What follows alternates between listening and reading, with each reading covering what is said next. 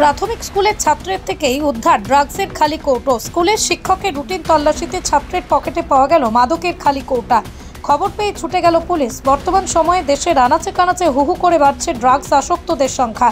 এতেই কেন্দ্র সহ রাজ্য সরকারও ড্রাগসের বিরুদ্ধে কঠোর পদক্ষেপ নিতে বাধ্য হয়েছে। সাম্প্রতিককালে শ্রীভূমির পুলিশ সুপার পার্থপ্রতিম দাসের সফল নেতৃত্বে বিভিন্ন অভিযানে কোটি কোটি টাকার ড্রাগস বাজেয়াপ্ত করা হচ্ছে। বহু ড্রাগস পাচারকারীকে পুলিশ করায়ত্ত করে শ্রীঘরে পাঠিয়েছে। তদুপরি সমাজ ধ্বংসকারী এই নেশার প্রকোপ কমছে না। এখনও তো প্রত্যন্ত গ্রামাঞ্চলে ড্রাগস আসক্তদের সংখ্যা বৃদ্ধি পাচ্ছে। নিষিদ্ধ ড্রাগসের বারবারন্তে বহু পরিবার বিপন্ন। বর্তমান সময়ে মাদকদ্রব্যের ব্যবহার গোটা সমাজ এমনভাবে ছড়িয়ে পড়ছে যে স্কুলের কচিকাঁচাদের পকেট থেকেই ড্রাগসের খালি কৌটো উদ্ধারের মতো ঘটনা সংঘটিত হলো। জানা গেছে, রামকৃষ্ণনগর শিক্ষাখণ্ডের অন্তর্গত 763 নম্বর মাগুরাছড়া এলপি স্কুলের প্রধান শিক্ষক বিজয় প্রসাদ যাদব জানান, শুক্রবার রুটিন তল্লাশিতে স্কুলের জনৈক ছাত্রের পকেট থেকে ড্রাগসের খালি কৌটো উদ্ধারের পর বিভাগীয় CRCC সহ পরিচালনা সমিতি অবগত করা হয়।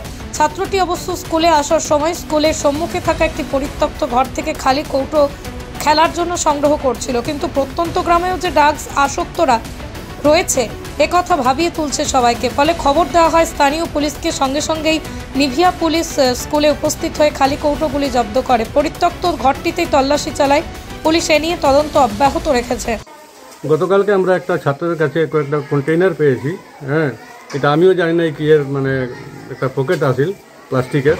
তবে কয়েকজনের দেখাইলাম, তারা বললো যে না এটা মানে ড্রাগস হইতে পারে। তখন আমি স্কুলের প্রেসিডেন্ট আর গ্রামের 2-4 জন গণ্যমান্য ব্যক্তিকে জানাই। তো আমি আমার স্টাফের লগে যোগাযোগ করলাম, তাদেরকে বললাম, তারা বলল না একটা প্রশাসনে জানানি দরকার। তাই আমরা থানা নিবিয়াতে ওসি স্যারকে আমরা জানাইছি। তাই না ইয়া স্টেটমেন্ট নিয়ে গেছেন।